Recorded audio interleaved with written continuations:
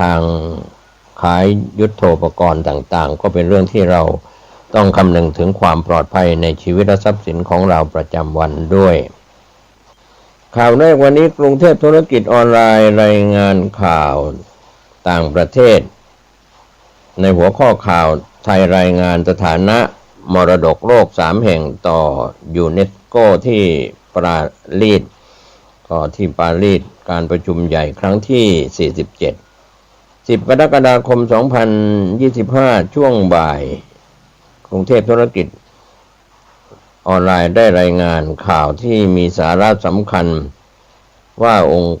การศึกษาวิทยาศาสตร์และวัฒนธรรมแห่งสหประชาชาติชื่อย่อยูเนสโกได้เปิดการประชุมคณะกรรมการมรดกโลกสมัยสามัญครั้งที่47อย่างเป็นทางการณสำนักงานใหญ่ในกรุงปารีสสาธารณรัฐฝรั่งเศสโดยการประชุมจะจัดขึ้นระหว่าง6-16 กรกฎาคม 2025 ภายใต้การสนับสนุนจากรัฐบาลบัลแกเรียซึ่งดำรงตำแหน่งประธานการประชุมในปีนี้การประชุมครั้งนี้มีวาระสำคัญในการพิจารณาเสนอชื่อแหล่งมรดกโลกใหม่กว่า30แห่งจากทั่วโลกรวมถึงการติดตามสถานะการอนุรักษ์ของแหล่งมรดกโลกที่มีอยู่โดยเฉพาะแหล่งที่อยู่ในบัญชีมรดกโลกที่ตกอยู่ในอันตรายนอกจากนี้ยังมีการจัดกิจกรรมเสริมเช่นฟอรัมผู้จัดการแหล่งมรดกโลกการอนุรักษ์มรดกของมนุษยชาติผู้อำนวยการใหญ่ยูเนสโกชี้มรดกโลกถูกกระทบจากร้อนในส่วนของความที่โลกนี้กระทบจากโรคร้อนนางเดอาจูเรผู้อำนวยการใหญ่ยูเนสโกกล่าวสุนทรพจน์เปิดงานการประชุมมรดกโลกครั้งที่47ณสำนักงานใหญ่ของยูเนสโกกรุงปารีสโดยมีนายมาเลียนบาเชฟรัฐมนตรีว่าการกระทรวงวัฒนธรรมบัลแกเรียและศาสตราจารย์นิโคไลเนนอฟประธานคณะกรรมการมรดกโลกเข้าร่วมงานครั้งนี้ด้วยโดยผู้อำนวยการใหญ่ยูเนสโกกล่าวตอนหนึ่งว่าปัจจุบันมีแหล่งมรดกโลกมากกว่า 1,200 แห่งครอบคลุมพื้นที่เกือบ 4.8 ล้านตารางกิโลเมตรซึ่งขยายตัวอย่างต่อเนื่องนับตั้งแต่12แหล่งแรกที่ได้รับการขึ้นทะเบียนในปี 1978 การประชุมครั้งนี้มุ่งมั่นที่จะรักษาสัญญาของการเป็นพหุภาคีที่จับต้องได้และแน่วแน่ซึ่งวัฒนธรรมมีบทบาทสำคัญในการรับมือกับความท้าทายในปัจจุบันมีความกังวลอย่างยิ่งเกี่ยวกับผลกระทบจากการเปลี่ยนแปลงสภาพภูมิอากาศซึ่งส่งผลกระทบอย่างรุนแรงต่อแหล่งมรดกทางธรรมชาติถึง1 ใน 3และแหล่งมรดกทางวัฒนธรรม1 ใน 5ยกตัวอย่างเช่นในพื้นที่เมดิเตอร์เรเนียนเกือบ2 ใน 3ของเมืองที่เป็นมรดกโลกกำลังเผชิญกับสภาพอากาศสุดขั้วนอกจากนี้เกือบ3 ใน 4ของแหล่งมรดกโลกยังประสบกับความเสี่ยงด้านน้ำอย่างรุนแรงไม่ว่าจะเป็นการขาดแคลนน้ำหรือน้ำท่วม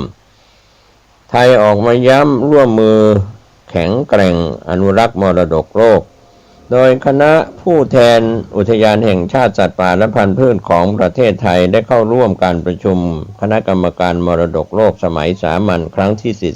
47ณสำนักงานใหญ่องค์การศึกษาวิทยาศาสตร์และวัฒนธรรมแห่งสหประชาชาติยูเนสโกกรุงปารีสสาธารณรัฐฝรั่งเศส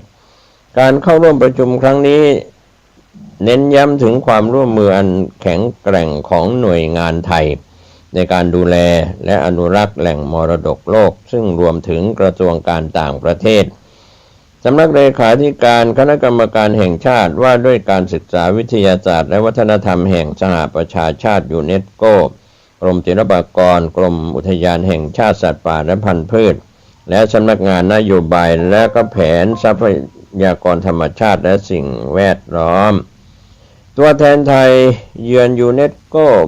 ปารีส นายอัธพลเจริญชันษาอธิบดีกรมอุทยานแห่งชาติสัตว์ป่าและพันธุ์พืชได้มอบหมายให้นายนรินทร์ประทวนชัยรองอธิบดีนำคณะผู้แทนกรมอุทยานที่เข้าร่วมประชุมครั้งนี้ประกอบด้วยนายนรินทร์ทวนประชัยรองอธิบดี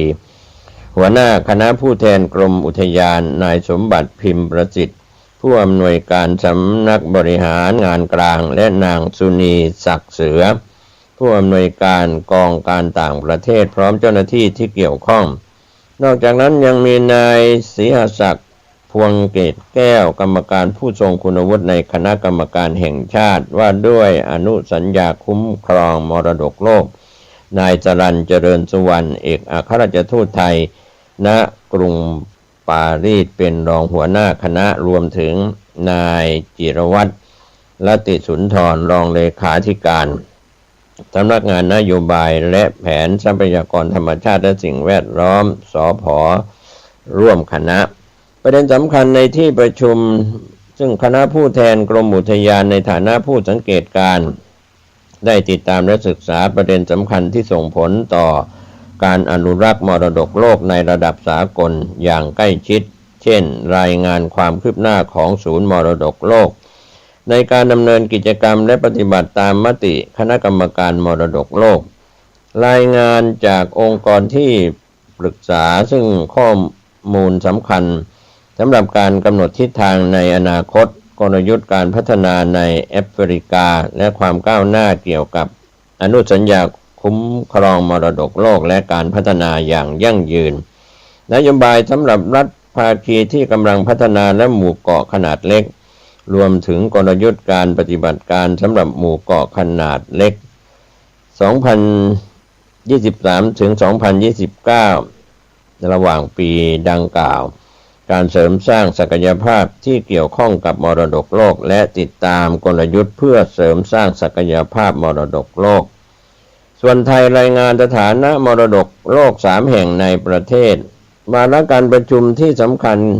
เกี่ยวข้องกับแหล่งมรดกโลกของไทยได้แก่การรายงานสถานภาพการอนุรักษ์แหล่งมรดกโลกจำนวน3แห่งก็ได้แก่พื้นที่กลุ่มป่าดงพญาเย็นถึงเขาใหญ่เป็นแหล่งมรดกโลกแหล่งที่5ของประเทศไทยและเป็นมรดกทางธรรมชาติลำดับที่2ของไทยส่วนพื้นที่กลุ่มป่าแก่ง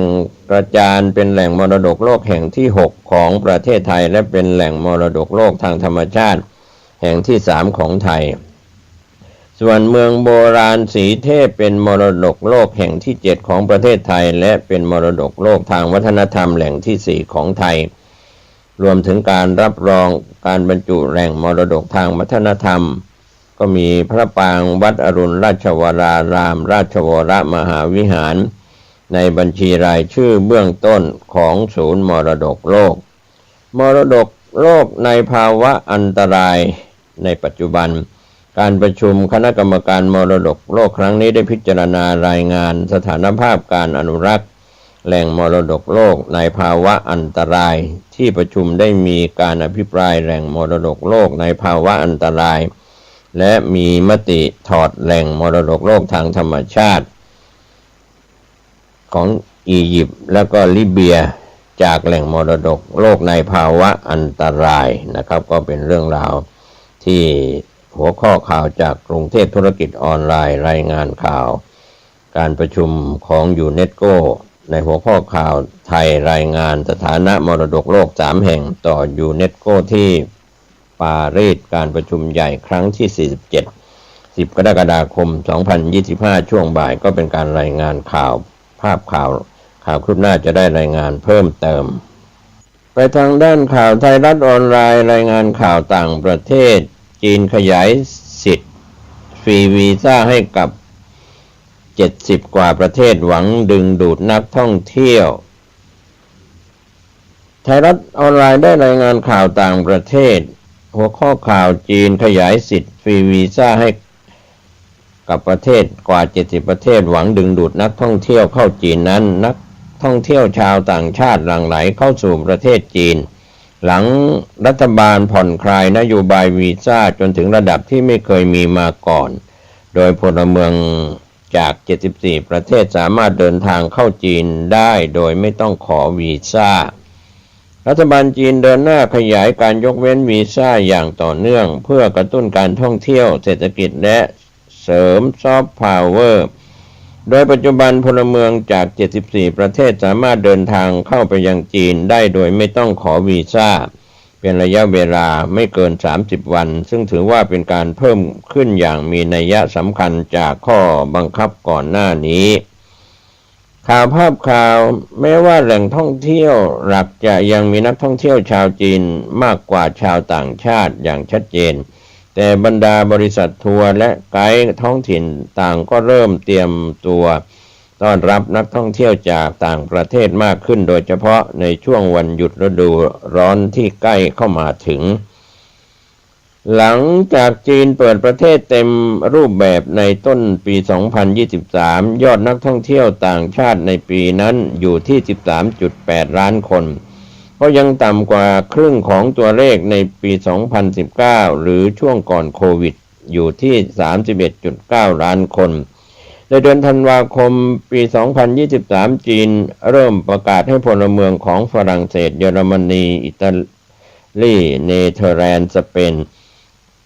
และมาเลเซียเข้าประเทศได้โดยไม่ต้องขอวีซ่าหลังจากนั้นจีนได้ขยายรายชื่อประเทศเกือบทั้งหมดในยุโรปให้ได้รับสิทธินี้รวมถึงเพิ่มอีก5ประเทศในละตินอเมริกาอุซเบกิสถานและอีก4ประเทศในตะวันออกกลางนอกจากนี้จีนจะเพิ่มประเทศที่ได้วีซ่าฟรีเป็น75ประเทศในวันที่16กรกฎาคมนี้โดยจะรวมอาเซอร์ไบจานเข้าไปด้วยปัจจุบันตลาดนักท่องเที่ยวหลักยังคงเป็นสหรัฐแต่จำนวนนักท่องเที่ยวยุโรปเพิ่มขึ้นมาอยู่ที่ 15-20% ของลูกค้าทั้งหมดจากที่เคยมีไม่ถึง 5% ก่อนปี 2019 บริษัท Trip.com กรุ๊ปซึ่งเป็นแพลตฟอร์มท่องเที่ยวออนไลน์ในเซี่ยงไฮ้ออกมาระบุว่านโยบายฟรีวีซ่าช่วยกระตุ้นการท่องเที่ยวจีนอย่างมีนัยสำคัญโดยพบว่ายอดจองตั๋วเครื่องบินโรงแรมและบริการท่องเที่ยวอื่นๆเพิ่มขึ้นเป็น2เท่าในไตรมาสแรกของปีนี้เทียบกับปีก่อน 75% ของผู้จองมาจากประเทศที่ได้รับวีซ่าฟรีหรือว่าฟรีวีซ่าก็ยังไม่มีประเทศในทวีปแอฟริกาที่ได้รับสิทธิ์ฟรีวีซ่าแม้จีนจะมีความสัมพันธ์ทางการเมืองและเศรษฐกิจกับหลายประเทศในแอฟริกาค่อนข้างแน่นแฟ้นสำหรับประเทศที่ไม่ได้อยู่ในรายชื่อฟรีวีซ่า30 วันยังมีทางเลือกคือการเข้าเมืองแบบทรานสิตโดยสามารถอยู่ในจีนได้ไม่เกิน10 วันหากเดินทางต่อไปยังประเทศอื่นที่ไม่ใช่ประเทศต้นทางนโยบายทรานสิตนี้ใช้ได้ที่60จุดตรวจคนเข้าเมืองทั่วจีนและมีผลกับ55ประเทศโดยส่วนใหญ่ก็อยู่ในรายชื่อประเทศที่ได้ฟรีวีซ่า30 วันเช่นกันแต่สำหรับ10ประเทศที่ไม่ได้อยู่ใน2กลุ่มก็ได้แก่ประเทศเช็กลิทัวเนียสวีเดนรัสเซียสหราชอาณาจักรยูเครนอินโดนีเซียแคนาดาสหรัฐเม็กซิโกในกรณีของสวีเดนเป็นประเทศพัฒนาแล้วเพียงประเทศเดียวในยุโรปตะวันตกที่ไม่อยู่ในรายชื่อฟรีวีซ่าเนื่องจากจีนและสวีเดนมีความสัมพันธ์ที่ตึงเครียดหลังจากรัฐบาลจีนตัดสินโทษจำคุกนักเขียนเชื้อสายสวีเดนเป็นเวลา10 ปีในปี 2020 นะครับก็เป็นเรื่องราวที่เกี่ยวข้องกับข่าวต่างประเทศไทยรัฐออนไลน์รายงานหัวข้อข่าวจีนขยายสิทธิ์ฟรีวีซ่าให้กว่า70ประเทศหวังดึงดูดนักท่องเที่ยวข่าวขึ้นหน้าจะได้รายงานเพิ่มเติมไปทางด้านข่าวที่น่าสนใจ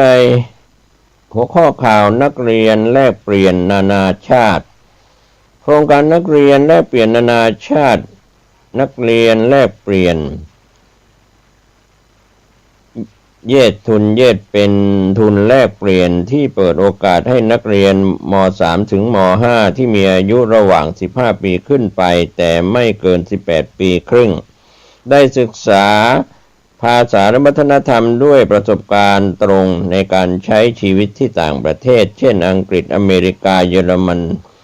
จีนหรือญี่ปุ่นเป็นต้นโดยโครงการจัดหาโรงเรียนรัฐบาลหรือเอกชนระดับไฮสคูลในท้องถิ่นและจัดให้มีนักเรียนพักกับครอบครัวอุปถัมภ์ของโครงการที่ได้รับคัดเลือกมาเป็นอย่างดีโดยนักเรียนไม่ต้องกลับมาเรียนซ้ำชั้นตามระเบียบการขอเทียบชั้นเรียนของกระทรวงศึกษาธิการนะครับก็เป็นเรื่องราวเกี่ยวกับทุน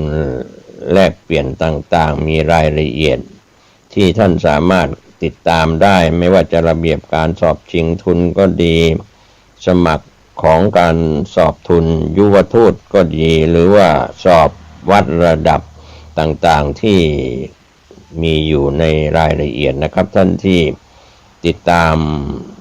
ก็สามารถติดตามสอบถามข้อมูลเพิ่มเติมได้ในนักเรียนแลกเปลี่ยนนานาชาติที่ปรากฏอยู่ในประเทศไทยหรือต่างประเทศที่เป็นข่าวสามารถเป็นนักเรียนแลกเปลี่ยนนานาชาติครับข่าวขึ้นว่าจะได้รายงานเพิ่มเติมไปทางด้านข่าวประกาศขับรถผ่านแอปต้องจดทะเบียนรถและมีใบขับขี่สาธารณะบังคับใช้อีก90 วันผู้จัดการออนไลน์รายงานข่าว9 กรกฎาคม 2568 ช่วงเช้าราชกิจจานุเบกษาประกาศคณะกรรมการธุรกรรมทางอิเล็กทรอนิกส์กำหนดให้คนขับรถรับจ้างทั้งรถยนต์และจักรยานยนต์ผ่านช่องทางแพลตฟอร์มดิจิทัลต้องจดทะเบียนรถสาธารณะและผู้ขับต้องมีใบขับขี่สาธารณะมีผลบังคับใช้อีก90 วัน9 กรกฎาคม 2568 ที่ผ่านมามีรายงานข่าวจากเว็บไซต์ราชกิจจานุเบกษาเผยแพร่ประกาศคณะกรรมการธุรกรรมทางอิเล็กทรอนิกส์เรื่องการดำเนินการอื่นสำหรับผู้ประกอบธุรกิจบริการแพลตฟอร์มดิจิทัลประเภทบริการรถยนต์และหรือรถจักรยานยนต์รับจ้างโดยสารสาธารณะที่มีลักษณะเฉพาะตามมาตรา 18 วงเล็บ 3 แห่งพระราชกฤษฎีกาการประกอบธุรกิจบริการแพลตฟอร์มดิจิทัลที่ต้องแจ้งให้ทราบพุทธศักราช 2565 พุทธศักราช 2568 โดยระบุว่าโดยที่เป็นการสมควรประกาศกำหนดให้บริการแพลตฟอร์มดิจิทัลประเภทรถบริการรถยนต์หรือรถจักรยานยนต์รับจ้างโดยสาธารณะเป็นบริการแพลตฟอร์มดิจิทัลที่มีลักษณะเฉพาะตามมาตรา 18 วงเล็บ 3 แห่งพระราชกฤษฎีกาการประชุมธุรกิจบริการแพลตฟอร์มดิจิทัลที่ต้องแจ้งให้ทราบพุทธศักราช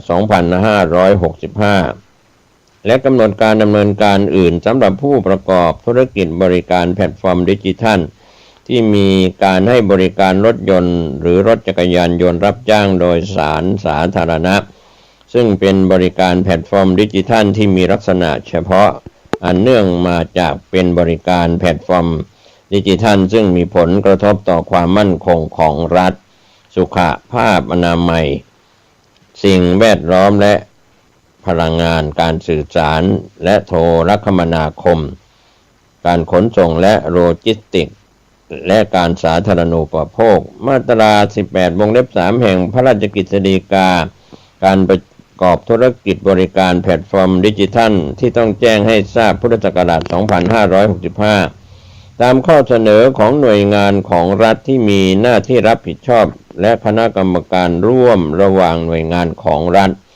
อาศัยอำนาจตามความในมาตรา 21 แห่งพระราชกฤษฎีกาการประกอบธุรกิจบริการแพลตฟอร์มดิจิทัลที่ต้องแจ้งให้ทราบพุทธศักราช 2565 ประกอบกับมติที่ประชุมคณะกรรมการร่วมระหว่างหน่วยงานของรัฐครั้งที่ 6/2567 เมื่อวันที่ 19 พฤศจิกายน พุทธศักราช 2567 และมติที่ประชุมคณะกรรมการธุรกรรมทางอิเล็กทรอนิกส์ครั้งที่ 1 2568เมื่อวันที่9เมษายน2568ข่าวที่ทางผู้จัดการออนไลน์รายงานหัวข้อข่าวประกาศขับรถผ่านแอปต้องจดทะเบียนรถและมีใบขับขี่สาธารณะบังคับใช้อีก90วันก็เป็นข้อมูล9กรกฎาคม2568ช่วงเช้าของข่าวจากผู้จัดการออนไลน์ข่าวขึ้นว่าจะได้รายงานเพิ่มเติมวันนี้ข่าวชาวบ้านหมดเวลาลงผมเกษตรเพชรธรรมฤทธิ์บรรณาธิการข่าว9นาทีก็ขอบคุณพี่น้องสื่อสารมวลชนทุกแขนงสาขาทั้งสื่อไทยสื่อเทศข่าวภายในประเทศข่าวจากต่างประเทศท่านใช้วิจารณญาณในการรับข้อมูลข่าว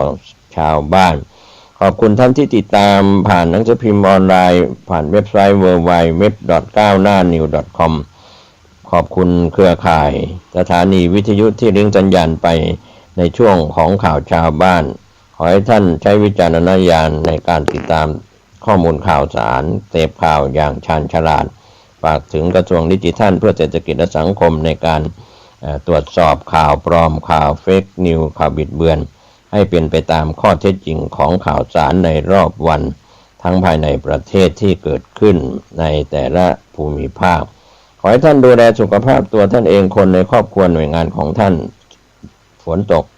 ถนนลื่นขับรถด้วยความไม่ประมาทโชคดีในการเดินทาง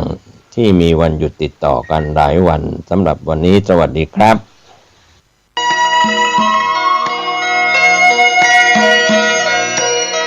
สารเพื่อการประชาสัมพันธ์โครงการปรับภูมิทัศน์และพัฒนาปรับพื้นที่รอบอุโบสถวัดป่าแดงมหาวิหารมติคณะกรรมการบริหารวัดป่าแดงมหาวิหารครั้งที่ 4/2567 ได้เห็นชอบและอนุมัติให้ดำเนิน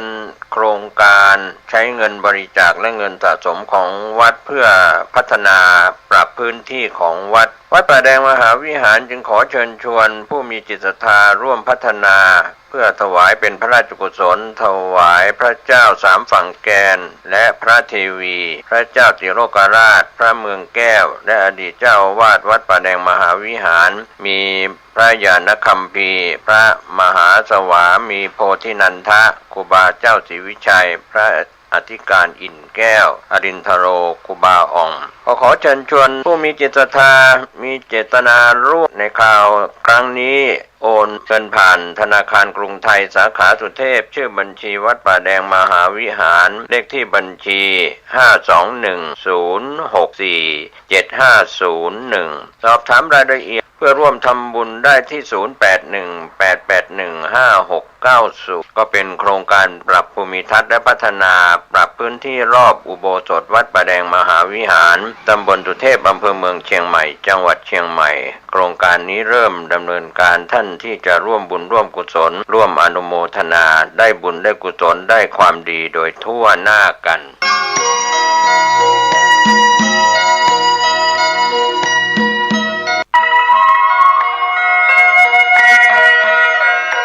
ขอเชิญพี่น้องชาวพุทธร่วมเป็นเจ้าภาพสร้างห้องสุขาห้องอาบน้ำเพื่ออำนวยความสะดวกแก่คณะศรัทธาสาธุชนที่จะเข้าปฏิบัติธรรมกรรมฐานณวัดบ้านเราพระเจ้าตาเขียวพื้นที่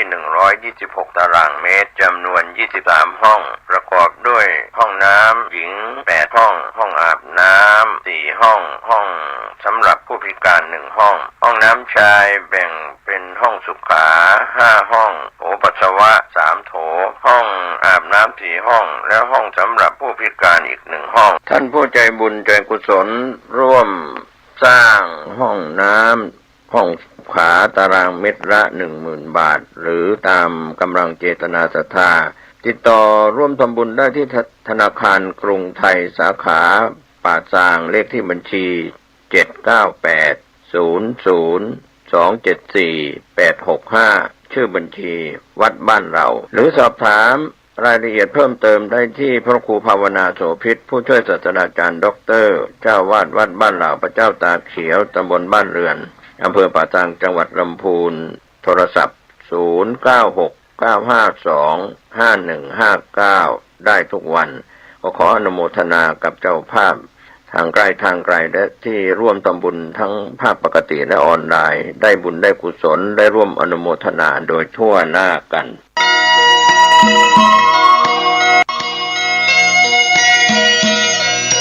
ข่าวสารเพื่อการประชาสัมพันธ์ขอเชิญชวนผู้ใจบุญใจกุศล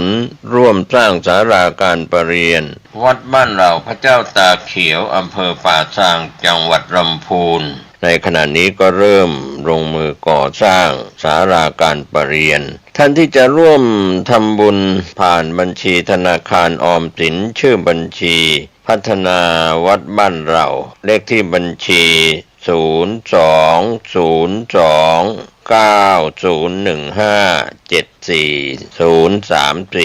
หรือติดต่อสอบถามได้ที่พระครูภาวนาโส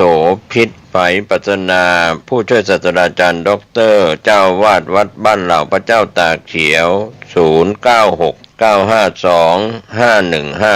0969525159ได้ทุกวันก็เป็นงานบุญงานกุศลคณะสงฆ์คณะศรัทธาพร้อมใจกันสร้างศาลาการประเรียนวัดบ้านเราพระเจ้าตากเขียวอำเภอป่าซางจังหวัดลำพูนได้อนุโมทนาบุญร่วมกัน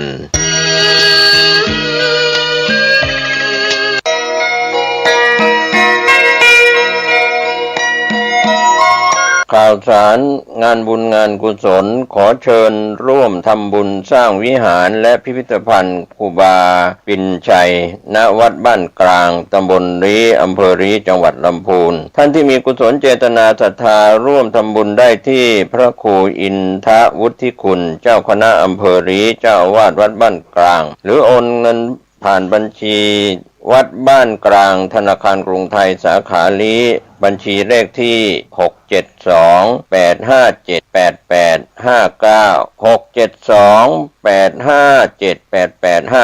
672857859ติดต่อสอบถามรายละเอียดเพิ่มเติมได้ที่0811113457ก็เป็นงานบุญงานกุศลขอเชิญท่านร่วมทำบุญสร้างวิหารและพิพิธภัณฑ์ครูบาปิ่นชัยณวัดบ้านกลางตำบลลีอำเภอลีจังหวัดลำพูนได้บุญได้กุศลได้บารมีสร้างความดีโดยทั่วหน้ากัน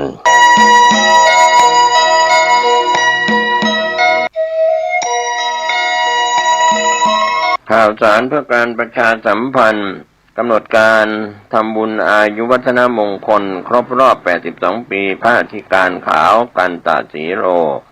เจ้าอาวาสวัดโป่งน้อยตำบลสุเทพอำเภอเมืองเชียงใหม่จังหวัดเชียงใหม่จัดงานวันเสาร์ที่